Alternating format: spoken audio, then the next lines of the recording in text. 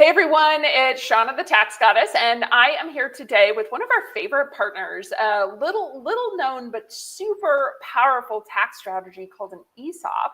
And so one of our favorite partners, the very handsome Mr. Christopher Coates. So Christopher, thank you so much for being here with us today. We're so excited to have you. Well, thank you for having me. This is going to be fun. Absolutely. Now, guys, ESOP, right? It's little, but it's mighty. Okay, so give us the big picture, Chris. What's an ESOP? Well, first off, thank you for having me. I think this is going to be a good discussion, and hopefully we can educate a few people because a lot of people don't know about ESOPs. An ESOP is, at its core, it's a retirement benefit for the employees of a company. It's called an employee stock ownership plan. It's set up under ERISA, it's a mechanism for business owners to monetize their business in a manner that gives back to their employees by setting up a retirement benefit for their benefit.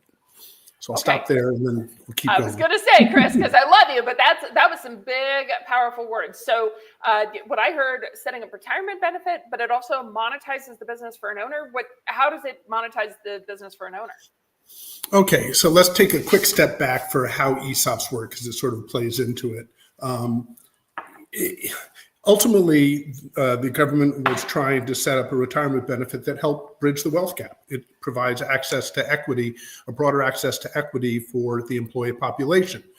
How the government incented business owners to consider an ESOP, there's four levers that they've set up. First, it's the only benefit plan the government allows you to borrow money to set up. So it's sort of akin to setting up a 401k, but it's shares in the business that you work for. And so basically the company is taking a loan out on the balance sheet, lending that to the ESOP trust because the trust has no assets.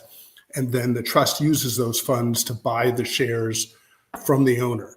So in that way, the owner can get money for their business while also setting up a benefit plan for the employees. Again, the only benefit plan the government allows you to borrow money to set up. So the ESOP, big picture, the ESOP is a way for a business owner to sell their business, to kind of diversify their assets, to kind of get out of it a little bit. And Correct. The government approves of this particular thing. Because I was going to say, sounds a little complicated. We got a trust and there's loans. And so it sounds like it's a little complicated. So it is. And the government not only approves of it, they're actually incenting business owners to consider it. They're actually trying to get owners to, again, trying to bridge the wealth gap and create better retirement for the employee population. And so in addition to being able to borrow money, they give potentially 3 tax benefits to the owners. They can sell their business and defer capital gains on that sale till stepped up at death.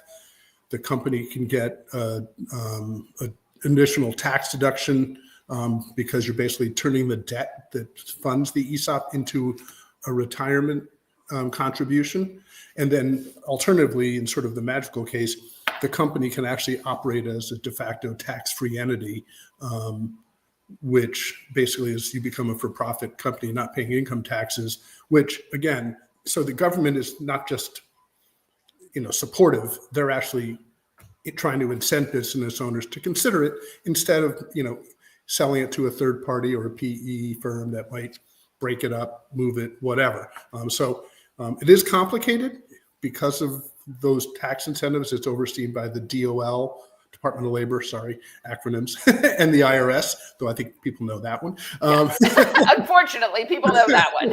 So it's overseen by that. So you just have to, but it's like anything. I would not try and manage my accounting on my own. So you just need to pull in expertise, which is what we can bring to the table. Love it. And so really the government is giving you an incentive because they're trying to bridge the wealth gap. So they're helping the business owner to get out, in many cases, tax-free plus some of these other options, but also passing down the wealth that you've built, this business and the asset and the ownership of the business to the employees of the business. So that's really the government's push here. Correct. And it's a benefit plan that the participants don't pay for. It's done to them by the company for their benefit. And so again, it's sort of those, they are they're very flexible too. So like, if an owner just wants to take chips off the table, you can do a partial ESOP. To take advantage of that capital gains deferral, you have to sell at least 30% of the business to the ESOP, but you can do it for less. You can do it for more. If someone just wants to take chips off the table and say, not lose control of the business, give something to my employees, they can do that. And, it's a flexible tool that, is sort of giving back to the employees while helping business owners monetize their business. Love it. Well, and I think you hit the nail on the head for many business owners, right? Flexibility is good, but still maintaining control. Because good or bad, right? Generally, business owners, when they build it, it's their baby, and they get a little, let's see what you do with 30% before we, give you the rest of it, kind of thing. So, love it. Yeah. And, whenever you sell a part of the business, you're giving up the future growth of that business. So, if you want to maintain 70%, you could do 49% ESOP and not give up control. And then you're going to benefit from the future growth of that business. But even with a full ESOP, you're not really losing the control that you would if you're selling it to another strategic or e-firm, that kind of thing, because the trustee, who is the ultimate buyer, the negotiator against the owner and the company for the business, they really don't care about operational aspects of the business. Their sole fiduciary duty is to make sure that you've set up a legitimate benefit for the employee population. So as long as that is the case, they're not going to get into operational issues, tell you how to run the business. So for someone who wants to pull even the full value of the business off the table, and we'll get into the differences between a regular sale and what the implications there, but even for someone who wants to start getting out of the business, you're really not giving up the operational control you would. You can stay in the business, continue to participate and run it, and then whether it's grooming your successors over time or just because you don't want to give up your baby, you can stay involved. Well, I was going to say, you're taking us right down that path, because that sounds really different than your traditional either merger acquisition, working with PE firms, like some of the other alternatives. So what are the trade-offs? As you were saying, you get to maintain some of your control. You can spend more time grooming your future successors. What are some of the other major differences? Well, first off, one of the things is you can't do an ESOP with a company that's in distress. So if there's a company that has some challenges, again, it's a retirement benefit for the employees. The DOL and the IRS are not going to sign off on an ESOP for a company that may not be in business in 5 years, 7 years, because what kind of retirement benefit is that if it dissipates? That's not to say that if something happens, it's there will be ESOPs that may have challenges, but then pick it up. Yeah. But bottom line is, the company is taking a loan out on the balance sheet. So typically that's going to be a 5-year loan. No bank is going to loan you full value of the business up front. So you're going to get some proceeds up front from the bank loan, and then there's going to be a seller note that funds the rest of it. The bank and the trustee will want the owners to stay involved, especially if they're the rainmakers, face of the business, all that kind of stuff. So if you want to be out in 2 years, when you say I'm done, it may not be the right answer for you, because you really need to wait for the bank debt to be paid down. And, you want to be there to make sure that you're going to get the money for your seller note.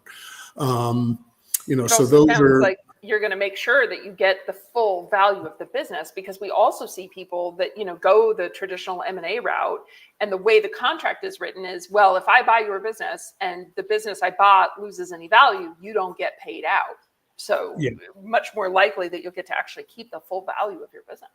Yes. And one of the things with an ESOP is generally if there's stretch targets for a strategic sale or a PE sale, those are stretch targets. Whereas with an ESOP, generally it's all about, can you hit your projections.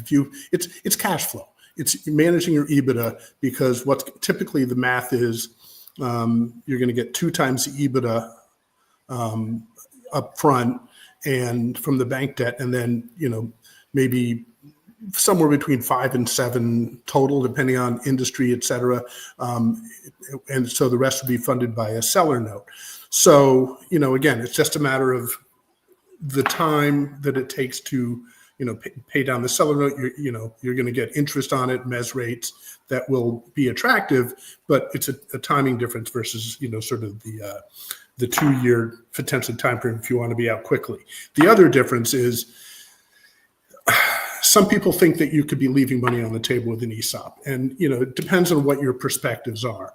You mentioned in that sort of having stretch targets, et cetera.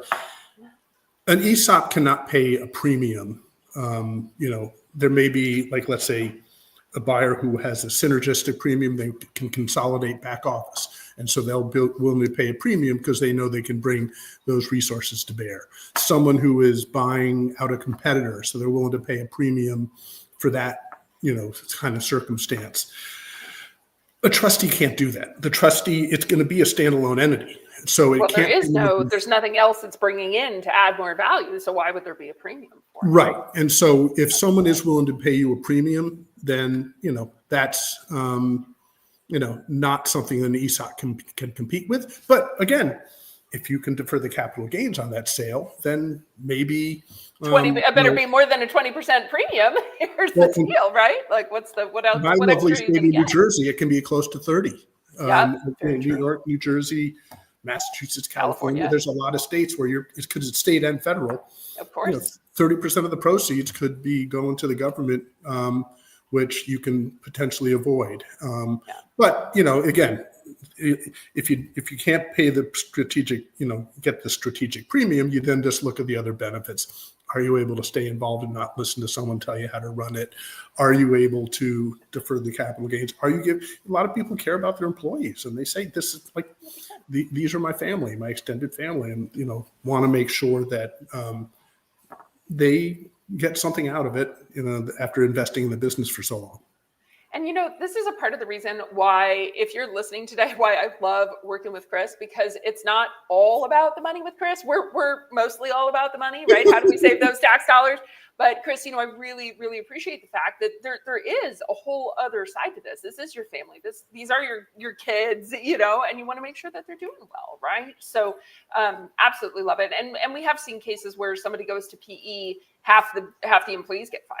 So, PE's not in it to keep your family around. PE's in it to make money. So this could be a way, love it, that if you're looking for that family. So if you need contact information, we've put it down below here.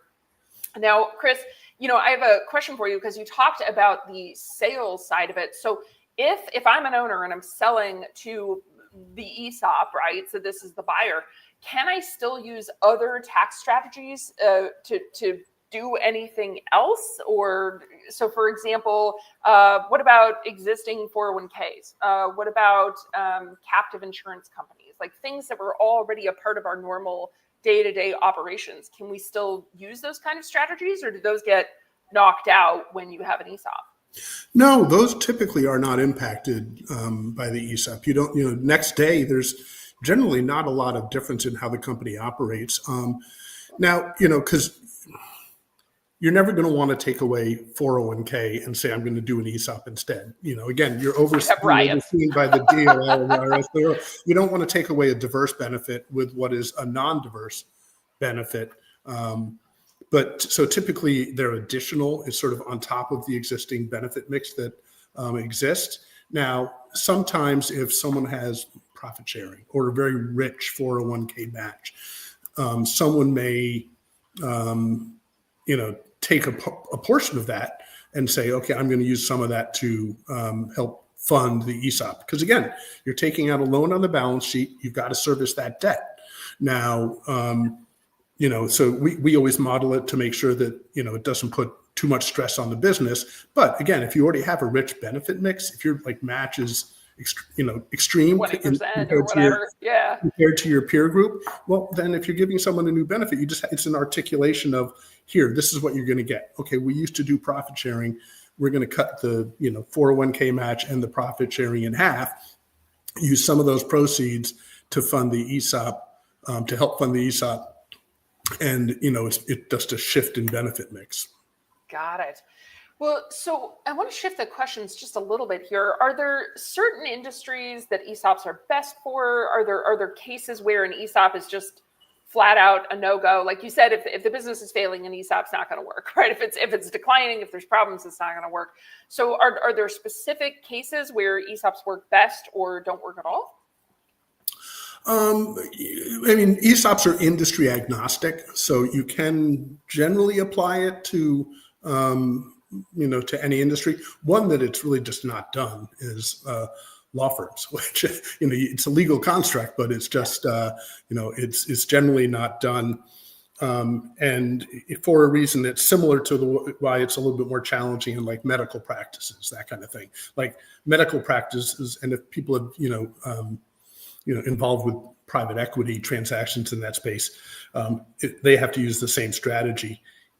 The delivery of services in most states is required to be done by an entity owned by the practitioners. So if you're doctors, you're supposed to be, the delivery of service is supposed to be done by, the professionals. Yeah. And the company is owned by them. So typically, if you're doing any transaction, a PE transaction or an ESOP, you have to set up a shared service for 75-80% of the EBITDA and revenue going through that, and do the ESOP on that, and then maintain ownership at the the delivery. Make sure that's owned by the doctors, et cetera. You could do the same thing with a law firm, but it's just not done.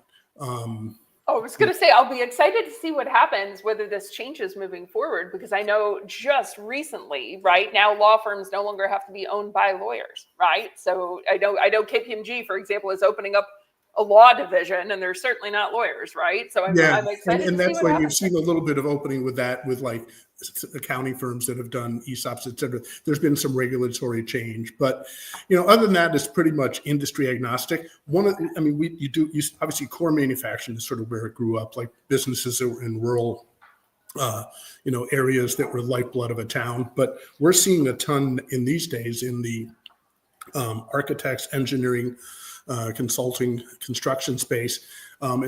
Any place where the buyout model is a little bit broken. So like, think of an engineering firm where someone's built a great practice.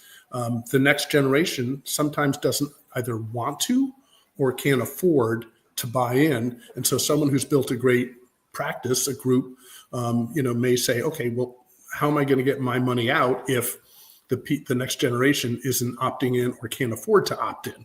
And so that's why you're seeing some of the accounting firms that have gone ESOP is in part because that buyout model was broken. People can take the chips off the table.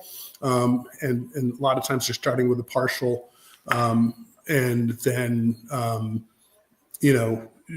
over time, figure out, do people then buy into the remainder, or do you go down the road, a greater percentage of ESOP or even 100%.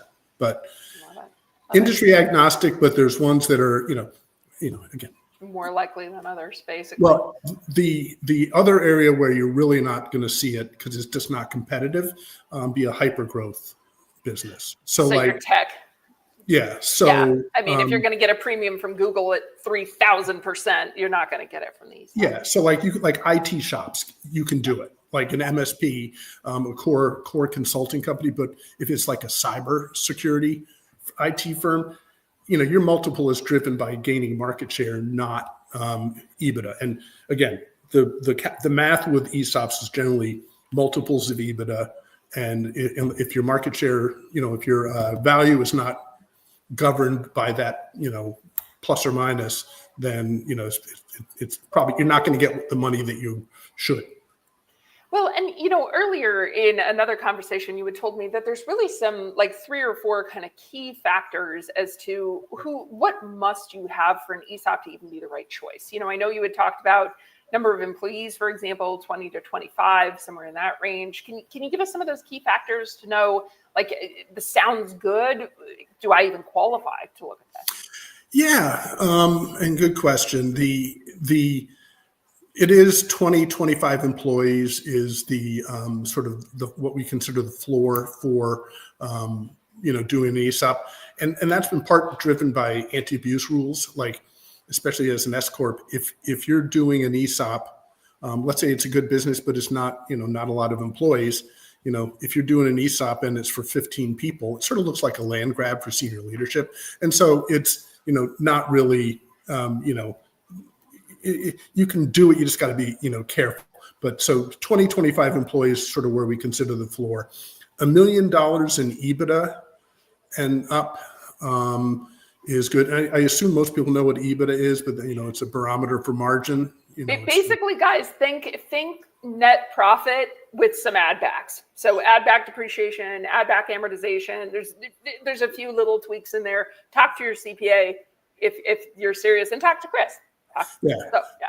And we can help you understand if there's some add backs, but yeah, because that can be significant, because $1 million in EBITDA and up is sort of where we feel it's doable. And that's because of the cash flow. Again, you're taking a loan out on the balance sheet. You have to service the debt. And so it's hard to do if you're not having that sort of cash flow on that profit. So $1 million in EBITDA, 20, 25 employees, even then that's a bit small.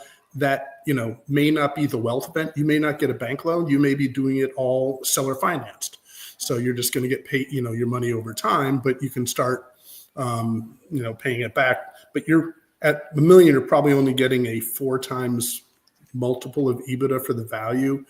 You start getting to $1.5 million, you can get 5. You start getting 2 and above, you're getting, potentially 6 and higher. So it makes a big difference, and that's why we look at that number carefully. Where the value of the business is. In relation to that. So those are sort of the good candidates. Areas you need to be, watch out for if it's a heavily cyclical business. Sometimes it can be challenging. So you just have to, it may be that you have to sort of prove some consistency over time. Up or whatever. Yeah. We already talked about, business in distress. You really can't do it then. The other thing is if it's just not a trusting environment, like they're generally someone who wants to look at an ESOP has the bones of it already. They probably are doing some sort of 401k, profit sharing, great place to work initiatives, that kind of thing. It's not that you can't do it if it's been sort of a more of a divisive, environment, but it's, it's just there's hurdles to overcome because, again, it's a lot about trust and educating people. And, if you've never really been good at, taking care of your employees, why people are going to be like, why are you going to start now? I was going to say, sounds like a company culture thing. If the company culture is we take care of our own, this will come across much easier versus if it's everybody's out for themselves. The first question will go through somebody's mind going, yeah, so how does this benefit you instead of me, right? Like, what's the deal? So, and it's true with the owners. Like, we there are some people, who are out there looking for the last dollar out of their business, which is, there's nothing wrong with it. It's like they built something and they say, I want to, pull the full amount out now. Again, if it's about culture and you care about your people, a lot of people say, I've made enough. I have enough for me and my family, and I want to also take care of other people. So we find the people who are not looking for the last dollar, people who are, trying to think about their legacy of what it means, both whether it's to the town with the business, they want to keep the name on the masthead and not have it but bought and then the company broken up, et cetera. So those to me are like very good candidates. The other folks, well, and maybe they're trying to shift the culture. And ESOP can help, do that. It's a talent attraction and retention mechanism. I mean, you're giving people a benefit that they're not paying for, and people become very proud of as they become ESOPs and basically employee owned. So it's sort of just another consideration. And I love it. And these are the pieces, as you said, that not everybody really understands. Even when I've spoken to clients about ESOPs, oh yeah, I heard about that 10 years ago. That's not going to work for us. Why? Like, tell me more about that. I feel like ESOPs are maybe not the most understood option. And one of the questions that has been brought up, so I think I'll ask this as one of our last questions. A client said to me once, well, I decided against the ESOP because I heard that it's harder to sell down the road. Is that true? No, I mean, yes, there's a little bit more complexity because you have a benefit plan that you have to unwind. Well, and that's if the people who, are buying it don't want it. There are actually ESOP holding companies that actually like to acquire it. It is something that, it is possible to sell a business and the owners just have a choice. Are they going to wind down the benefit? And in which case, people have to roll it into another qualified benefit plan. Otherwise, they're paying the taxes on it. Some companies, again, are acquisitive and like, an ESOP. They did an ESOP, they like it, and then they acquire other companies to sort of start building a holding company and expand the benefit. I was going to say the new BlackRock, the new Warren Buffett, right? Like, let's go buy other companies that we also feel are stable, good culture. They meet the requirements for the investment we're looking for. Yeah, and there are a lot of mission-based, funds out there that are actually, trying to, do some, social, social investment. And so, it is, you can sell it. We actually, ESOP companies tend to outperform their peer group. Not surprising. You're creating, vested employees because they're becoming owners. You get tax benefits, and then you have to start with a good base. Again, it can't be a company in distress. So it's not surprising in my mind that ESOP companies outperform their peer group, which can make them a target for acquisition. And so we, it's a double-edged sword. We like to see the employee, population grow. So it's sort of a little bit of a good and bad that, okay, someone gets acquired and then we have to wind down the ESOP. But then that's not necessarily a bad thing because the participants, that means they're getting paid out at a premium. I was going to say they got value too. That was kind of the whole point. So. Yeah. So basically, if someone comes in and says, okay, we're going to pay a premium for the company, then that means the retirement benefit for those people is getting a premium. And so they may have had, $200K in their ESOP plan, and now they're getting paid $250 or $300. That's a good outcome for them. Yeah. It just obviously then we have to go hunt for the next one to replace those employee owners that are getting taken away. Absolutely. And what do you do? I love it. Chris, as always, you have been nothing but educational, lots of that personal level stuff, because like I said, ESOPs are to many people super confusing. They don't really know where to turn to. And so just a minor recap, let's make sure I understand. Listen, guys, if you're out there, if you're thinking about selling, if you have a pretty good culture, like if culture is important to you, you want to help the families, the people that have helped you build your business. If your EBITDA net profit, think net profit with add backs is about $1 million plus, and you have 20, 25 employees, Chris, they can reach out to you. Looks like you gave us your email and your website. What's the best way for people to start a conversation and see if this is something they really want to move forward with? Well, yeah. And, yes, our company focuses on ESOPs. I like to, basically say that I want to help people figure out how to make an informed decision. I spent 30 years with Accenture before doing this. It's a lot of fun because it's great conversations. This was a shift for me, but it's basically trying to educate business owners and their advisors on, what their options are. So I would say, I'll leave it with this. If you're ever talking to an owner or you have a center of influence that is working with owners that say, holy crap, I just figured out my kids don't want the business. Now what do I do? I would love to have a conversation and help educate them on what their options are. Because if you wait too long, you take options off the table, and an ESOP may be the fit, but if it's not, I can help you sort of shape the thinking. So love it. Chris, thank you. Closer. Oh, I love it. Thank you so much for being so educational. We love having people just like you, super smart experts on Tax Goddess Live. So thank you so much for being with us here today, Chris. And again, if anybody is looking for information, check it out. You can email Chris, check out their website. And of course, if you need additional help, reach out to Tax Goddess. These are the kinds of strategies we bring to our clients. So have a wonderful day. And thanks so much for joining us, Chris. All right. Well, you take care, and thank you. And thanks for all you do for your clients. Aw, thank you.